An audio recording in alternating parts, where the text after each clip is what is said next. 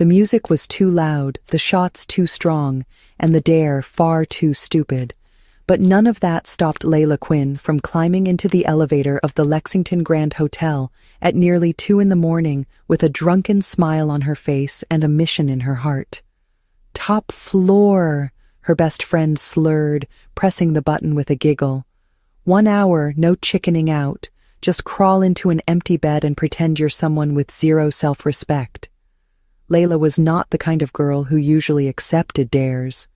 She was quiet, practical, and painfully private, the type who color-coded her planner and still slept in cartoon pajamas. But tonight was different. Tonight was a blur of heartbreak and tequila. She had just walked in on her ex-boyfriend of 3 years, kissing another woman in their shared apartment. Apparently, "we're on a break" translated to, "I've already moved on." So when her friends dragged her to a downtown birthday bash, she didn't resist. When the drinks were lined up, she didn't say no, and when the dare came up, she just laughed, like someone who had stopped caring for a night. "Penthouse," she whispered to herself, stumbling out of the elevator. The hallway was silent, carpeted in velvet red and lined with gold wall sconces. She checked the numbers, heart pounding with both adrenaline and alcohol. At the end of the hall, a door stood slightly ajar. No noise, no light. She slipped inside. The suite was massive. Everything screamed wealth. Leather couches, city skyline, champagne chilling in a silver bucket. She ignored it all. Her cheeks burned with embarrassment, but she was already halfway in. The dare was clear. Crawl into the bed. Stay an hour.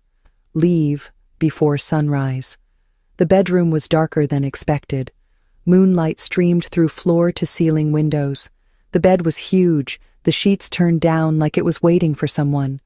She hesitated only for a second before pulling off her dress, folding it over a chair, and slipping beneath the cool, expensive sheets. "This is insane," she thought, but the bed was warm, and the mattress cradled her like a secret. She curled into a ball, closed her eyes, and whispered a shaky laugh. 1 hour, just 1 stupid hour. She never heard the front door open, never saw the man who stepped into the suite. He moved like he owned the world, because he did. Julian Wolfe, billionaire investor, walked into his penthouse expecting silence and solitude. He didn't expect to find a girl asleep in his bed, naked, hair splayed across his pillows like she belonged there. He stared at her, unmoving. Most people would have shouted, called security, demanded answers. Julian simply loosened his tie, exhaled slowly, and walked to the opposite side of the bed. Layla stirred, but didn't wake. He pulled back the sheet, slid in beside her without touching, and lay there with eyes wide open, staring at the ceiling. Something about the way she slept, so vulnerable, so unaware, made him feel more alive than the last $10 million deals combined. And that was before she opened her eyes.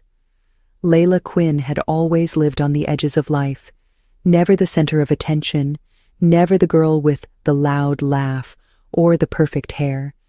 She was quiet, observant, and more comfortable behind a sketchpad than a dance floor. Growing up in a small Pennsylvania town, she'd learned early that the world didn't offer second chances to girls like her. Her mother worked double shifts at a diner, her father had walked out before she turned 10, and Layla had spent her teenage years balancing school and side jobs just to pay for community college textbooks. She didn't complain. She survived. That was enough.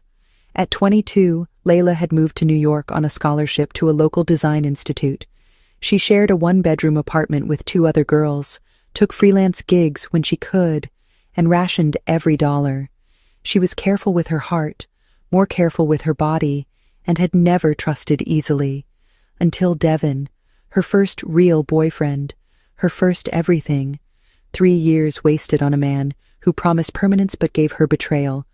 Walking in on him kissing a coworker 2 nights ago had shattered something deep. She didn't cry right away. She went silent. Then her friends dragged her to a party. And now, Here she was, in a billionaire's bed, naked. But she didn't know that yet. She awoke slowly, consciousness tugging her upward through layers of warmth and cotton.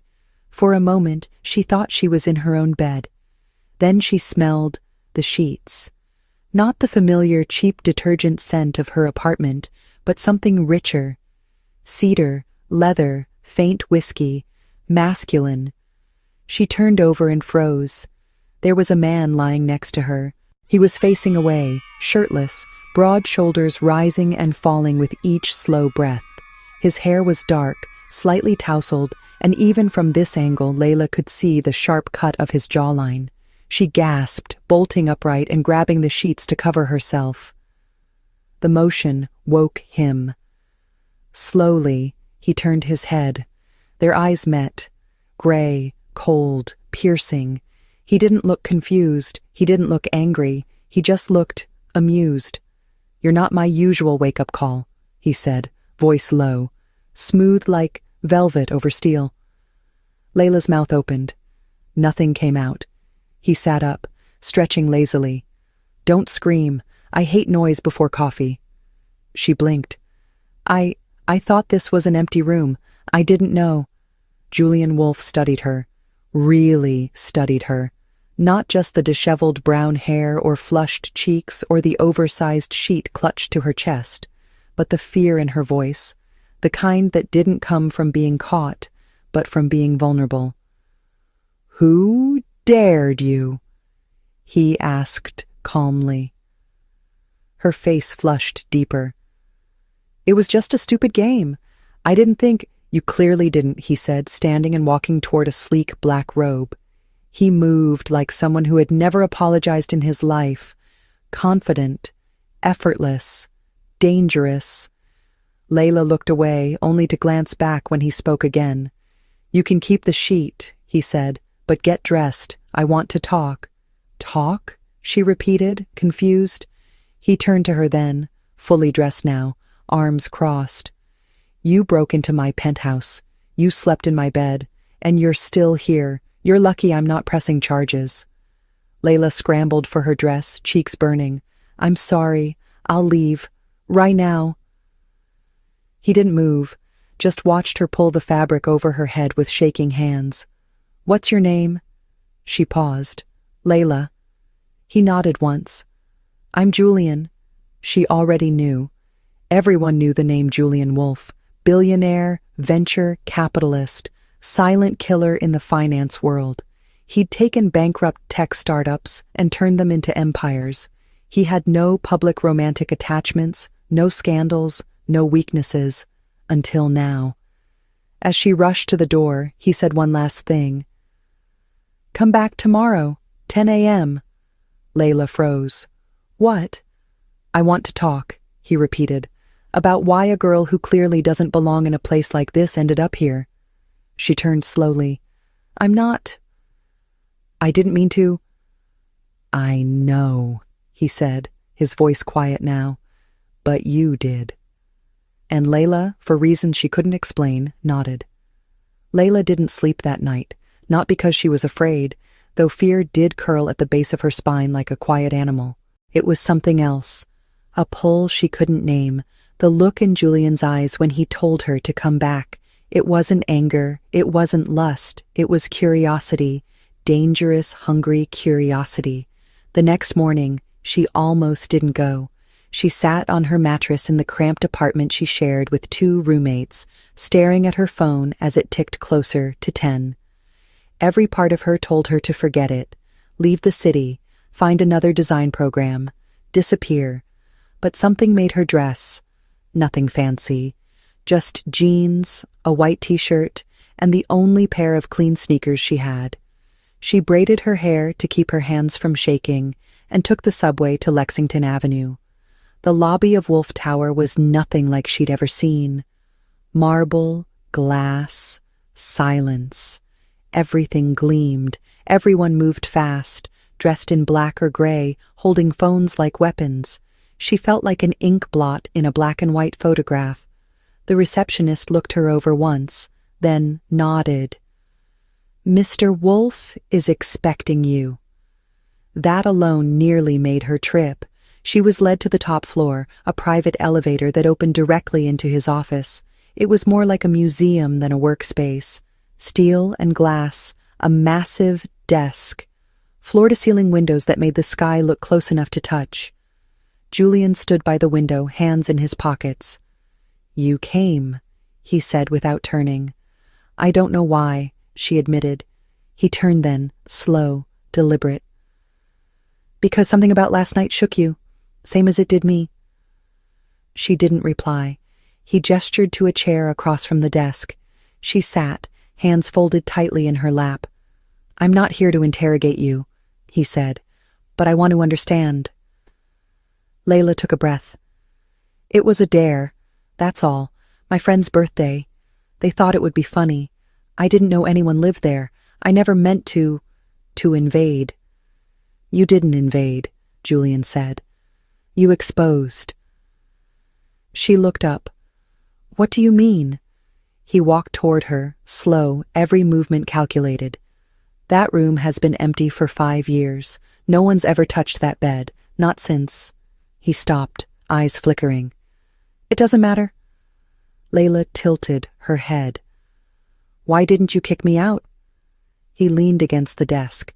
"Because you looked like you needed to be there more than I needed you gone." Silence stretched.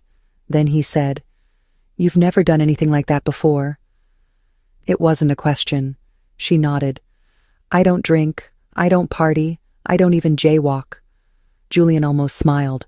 "And yet you ended up naked in my bed." She flushed. "You don't have to keep saying that." "But it's true," he said, eyes locked on hers. "You were vulnerable, unprotected, yet somehow you weren't afraid. Why?" Layla looked away. "Because for a second I didn't feel invisible." That made him pause. "You're not invisible." "Most of the time I am," she said. "But lying there, I felt like I mattered, even if it was just for an hour." Julian watched her carefully. "You matter." The words landed heavier than they should have. He said it like a man who rarely said anything without calculation, but this sounded different. He stepped closer. "You don't know who I am, do you?" "I know your name," she said, "but I don't know your story." Julian sat across from her. "That's the first honest thing anyone said to me in years." From that day on, Layla came back every morning, not for work, not for money, just to talk. They started with coffee, then questions. He asked what scared her. She said failure. She asked what haunted him. He said silence. He asked what her first kiss was like. She said awkward and forgettable. She asked if he ever loved someone. He said once. And then never again. They never touched.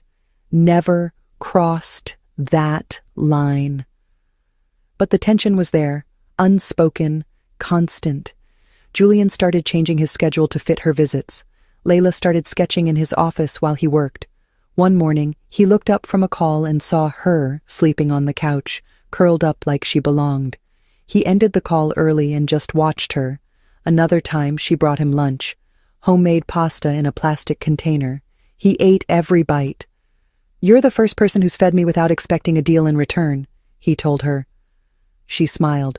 "Then you're welcome."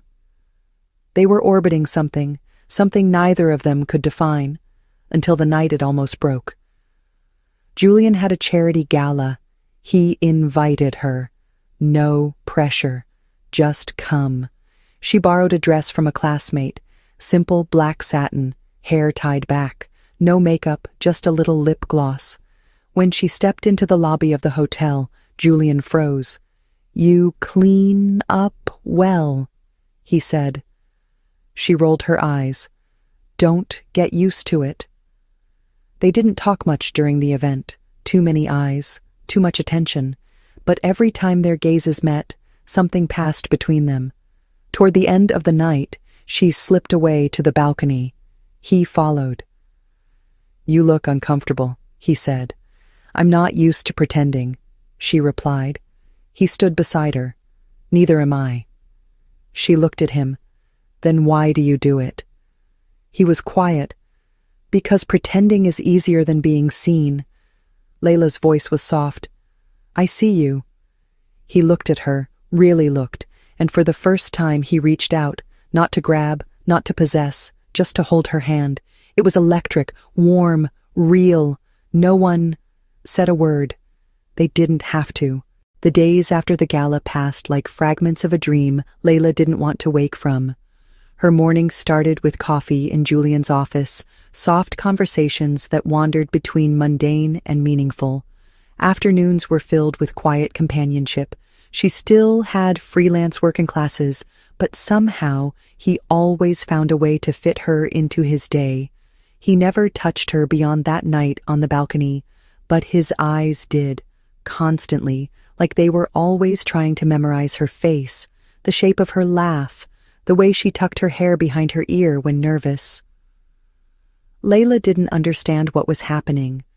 Julian Wolfe was a man carved from stone, untouchable, immovable.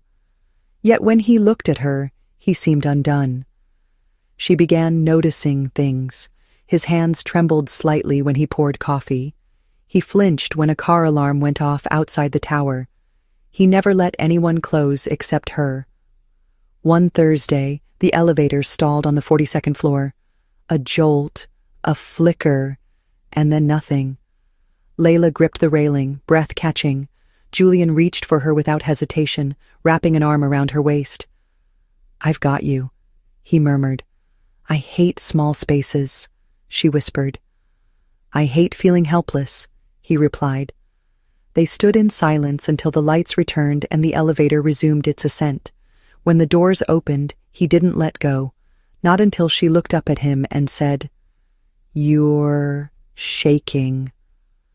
So was he. Later that evening, they sat across from each other in his living room. The penthouse was dimly lit, warm with the glow of city lights. I want to ask you something, Layla said. Julian nodded. Why me? He didn't answer right away. Instead, he stood and walked to the bar, poured himself a drink he didn't sip. Do you remember the first thing I said to you? Layla smiled faintly. Something about not being your usual wake-up call. He nodded. What I didn't tell you is that I hadn't slept in that bed since the night my fiancé died. The room stilled. She was in a car accident, he continued. Hit and run. She was on her way to meet me. We'd argued earlier that day. I told her she wasn't enough, that she didn't understand my world. She left angry. She never came back. Layla's throat tightened. Julian, I blamed myself. Still do. He looked at her now, eyes raw. That bed became a shrine to silence. And then you walked in, uninvited, bare, real. He stepped closer. You didn't just lay in that bed. You cracked something open, something I thought I'd buried. Layla's voice shook. You think I replaced her? No, he said gently. I think you made me remember what it feels like to want to live again. They stood a breath apart, silence louder than any confession. Then he added, but I'm not ready to love. Layla looked at him. And I'm not asking you to. He reached up, brushing a strand of hair from her face. But I need you near, even if I don't know what to call it. She closed her eyes. Then don't call it anything. He smiled, soft and fleeting. You're dangerous. I'm nobody, she said quietly. You're the first somebody in a long time, he replied.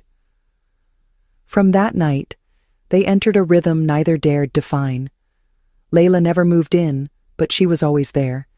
She kept her world small and separate, still taking the train, still cooking her own meals, still attending her design program. But every evening, without fail, she returned to him, sometimes to talk, sometimes to sit in silence. Once, he fell asleep with his head in her lap while she read Neruda aloud. She didn't wake him. Another time, she left a sketch on his desk, him standing at the window, shadows across his jaw, loneliness captured in ink. He framed it. They didn't kiss, they didn't sleep together, but their intimacy was undeniable. Then came the envelope. Layla found it slipped under her apartment door. No name, no return address. Inside was a glossy photograph her, stepping out of Julian's penthouse, hair messy, shirt borrowed, a timestamp in the corner, and a note. "You're not fooling anyone. He always trades up." Her hands trembled. She didn't tell Julian, not that night, not the next, but her eyes gave her away. He noticed. "Something's wrong," he said quietly. She shook her head. "Nothing. Don't lie to me." So she told him about the photo, the note. Julian didn't speak for a long moment. Then he said, "It's starting." "What is?" "The whispers, the digging. They do this every time I get too close to anyone." Layla felt the chill creep in. "What happens now?" He looked at her. "Now I protect you." "I don't need protection." "Yes," he said softly. "You do. Because I didn't see it coming. And that's on me." The next morning, her name was on a gossip blog. No headline, just an anonymous submission. "The girl who broke into a billionaire's bed. Is he finally losing control?" Layla stared at the screen, her coffee untouched. Julian pulled the article offline within hours. His legal team moved fast, but the damage was done. People whispered. Her classmates stared. Her professors stopped calling on her. Layla stopped going to class, stopped drawing, stopped visiting him. Julian sent messages, called, waited outside her building. She didn't respond until the 7th night, when she found him sitting on the curb near her apartment. No driver, no suit, just Julian, real, tired. She sat beside him. "I thought you left," he said. "I did," she replied, "but only because I didn't know who I was anymore." He looked at her. "You're Layla, the girl who dared to lie in my bed like she belonged. The girl who never once asked for anything. The girl who made me feel." She blinked fast. "I didn't mean to change you." He reached for her hand. "You didn't change me. You reminded me that I still could." Silence fell, soft, warm. She asked, "What do we do now?" He exhaled. "We stop pretending this isn't something." Layla nodded. "I'm scared," she whispered. "So am I," he said. And then, for the first time, they kissed. Slow, careful, unapologetic. A beginning built on everything they were afraid to lose. The kiss changed everything, not because it was dramatic or passionate or cinematic. It was the opposite, quiet, intentional, almost fragile, as if both of them were holding their breath, afraid the moment would shatter if they moved too fast. Julian pulled back first, but only slightly, his forehead resting against hers, his breath warm and shallow. "I've thought about this," he murmured. "So have I," Layla whispered. "But I didn't think it would feel like this." He tilted his head just enough to look into her eyes. "Like what?" "Like a decision I'll never be able to undo." His hand slipped down to her waist. "Then don't undo it." She didn't. That night, she didn't go home. They returned to the penthouse together, not saying much, but speaking through the silence in a way only they understood. The suite was dim, familiar now, no longer a place of intimidation, but one that knew her scent, her presence, the sound of her laughter. She stood by the window as he loosened his tie, watching the city glitter below them like fallen stars. "You still haven't asked me to stay," she said. Julian looked over, slow and steady. "Because I was waiting for you to want to." "I never wanted to leave," she replied. He stepped behind her, close but not touching. "Then don't."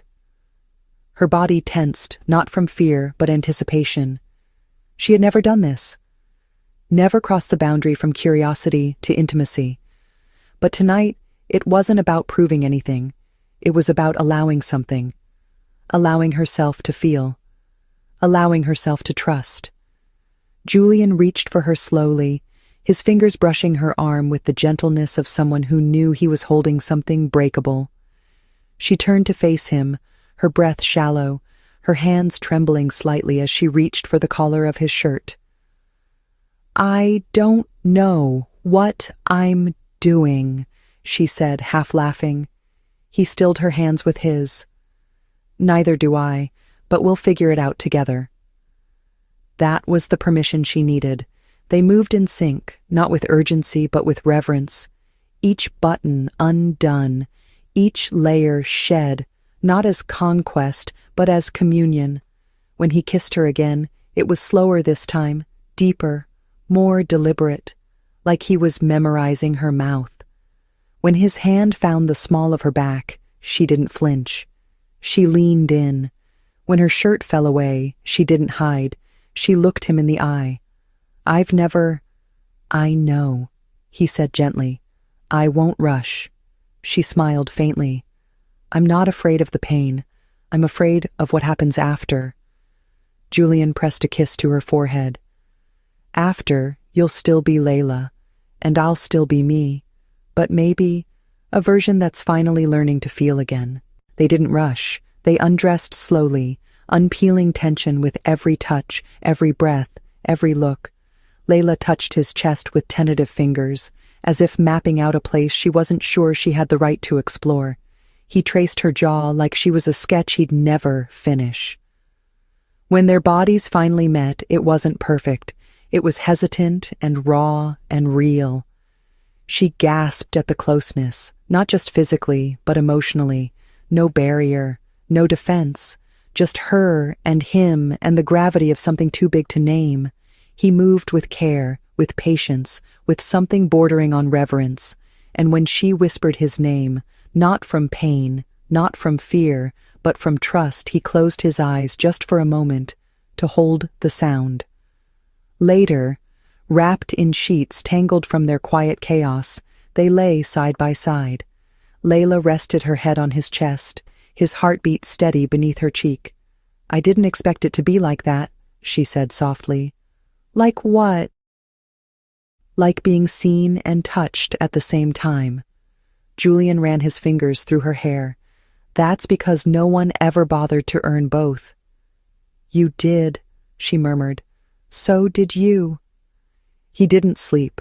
Not at first. He stayed awake long enough to watch her fall into dreams, her hand still curled over his heart. He thought about the first night she appeared in his bed, uninvited, and how strange it was that the girl who arrived by accident now felt like the only thing that belonged. Over the next few days, something shifted, not just between them, but around them. Julian canceled 2 international trips, delegated meetings, chose her over the empire for once. Layla moved through the world softer, but more solid. She smiled more, doubted less, until the storm came. It started with a headline. "From Dare to Mistress, Billionaire Julian Wolfe and the Virgin Who Stole His Heart, and Maybe His Mind." Layla stared at the article, her stomach twisting. Her name wasn't mentioned, but the photo was clear. Her stepping into his car. Her walking beside him, laughing, unaware of the camera. And worse screenshots of her private art page. Her sketches. The one she drew of Julian, exposed. Julian's team moved fast again, but this time the blog wouldn't take it down. They had sources, anonymous quotes claiming she seduced him, that he was losing control, that she was manipulating the man who never fell. Layla shut down her website, deleted her social media, stopped returning calls. Julian found her curled on his couch, knees to her chest. "It's not true," he said. She didn't look at him. "Doesn't have to be. They believe it anyway. I'll fix it. You can't fix the way people look at me now. Then let them look. I don't care." "I do."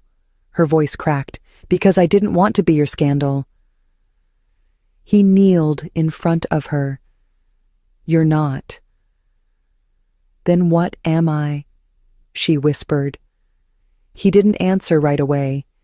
Instead, He took her face in both hands, his thumb brushing a tear from her cheek. "You're the only person in this world who made me want to be better, and I'm not letting them take that away." "So what do we do?" she asked. "We stop hiding," he said. "We stop pretending that this is temporary." She swallowed. "Then say it." "I love you," he said. "And not because you ended up in my bed, but because you made me want to leave the bed and live again." She leaned into him, eyes full of disbelief and something deeper. "I love you too," she whispered, "but I don't know how to protect this." "We protect each other," he said. "That's how." And when he kissed her again, it wasn't fragile anymore. It was a vow. It didn't take long for everything to fall apart. The media frenzy escalated faster than Julian's team could contain it. News outlets dug into Layla's past, her scholarship records, her part-time jobs, even her family's financial history. Headlines used words like gold digger and accidental heiress. Layla's professors pulled her aside, suggesting she withdraw until the attention faded. Her classmates stopped looking her in the eye. Stores near her apartment whispered when she walked in. The girl who had once been invisible now felt dissected, judged, unwanted. Julian tried to shield her. He tightened his legal grip on the press, launched privacy lawsuits, and even offered to move her into another city until it passed. But Layla refused to run, until the rumors began affecting him. His board raised concerns. Investors threatened to pull out. One executive asked outright if Julian had gone soft. Julian silenced him with a look, but the damage echoed. One evening, Layla stood on the balcony of the penthouse, arms wrapped around herself. The city stretched out below, glittering and heartless. Julian stepped behind her. "We'll get through this," he said. She shook her head. "You're losing everything you built." "It's just money." "It's not," she said, turning to face him. "It's your life, and I don't want to be the thing that ruins it." He reached for her hands. "You're the only part of my life that makes sense." Her voice was quiet. "Then why does it feel like we're holding our breath?" Julian didn't answer, because she was right. Every day since the article dropped felt like walking on glass, and she saw it, no matter how hard he tried to hide it. That night, Layla packed a small bag, just a few things, enough to disappear. She left a note on the kitchen counter, no explanations, just 3 words. "I'm so sorry."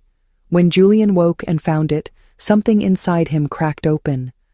Not the part that knew how to fight back or strategize or negotiate, the part he had built walls around for years. He didn't call his team. He didn't call security. He drove himself across the city, visiting every bookstore, cafe, and art supply store he remembered her mentioning. He didn't find her. Days passed. The media moved on, but Julian didn't. Not inside. His penthouse felt hollow, his bed untouched. His shirts hung perfectly pressed, but he hadn't worn anything but black in a week. He started carrying her sketch in his briefcase, a copy folded and worn. One rainy Thursday, he received a package. No return address. Inside was the necklace he had given her, silver, simple, with a single tiny star. Beneath it, a note. "This was yours before me. It shouldn't remind you of pain." That night, Julian walked into his office and told his assistant to cancel everything. Indefinitely. "Are you stepping down?" she asked. He paused. "I'm stepping into something I should have chosen a long time ago." A week later, Layla sat on the porch of her aunt's house in Maine, a book in her lap, her hair pulled into a loose braid. She hadn't heard from Julian, hadn't expected to, but she still looked at her phone every night, just in case. That afternoon, a black car pulled into the gravel driveway. She didn't move, not until she saw him. Julian stepped out, no suit, no tie, no entourage, just him. He looked tired and real, and hers. "How did you find me?" she asked, voice barely above a whisper. "You left your birthday marked on my calendar," he said. "And I figured, if you didn't want to be found, you wouldn't have done that." She smiled faintly, tears stinging her eyes. "You gave everything up." He stepped closer. "Not everything, just the things that never really mattered." She stood. "Why are you here?" Julian didn't hesitate. "Because I loved you when you were naked in my bed, without knowing who I was. And I love you more now that you've walked away knowing exactly who I am." She stared at him, heart racing. "I was never supposed to matter this much." "You were never supposed to be a dare," he said, "but you became my truth." The wind tugged at her hair. The book slipped from her fingers and landed on the steps. "What now?" she whispered. He reached for her hand. "Now I stop pretending I know how to do this perfectly, and I start showing up anyway." Layla stepped into his arms. "Then don't leave." "I won't," he said. And this time, she believed him. 3 months later, the world had moved on. The headlines faded. The whispers died, and Julian Wolfe reappeared in the business world with a quiet fire in his eyes and something softer in his voice.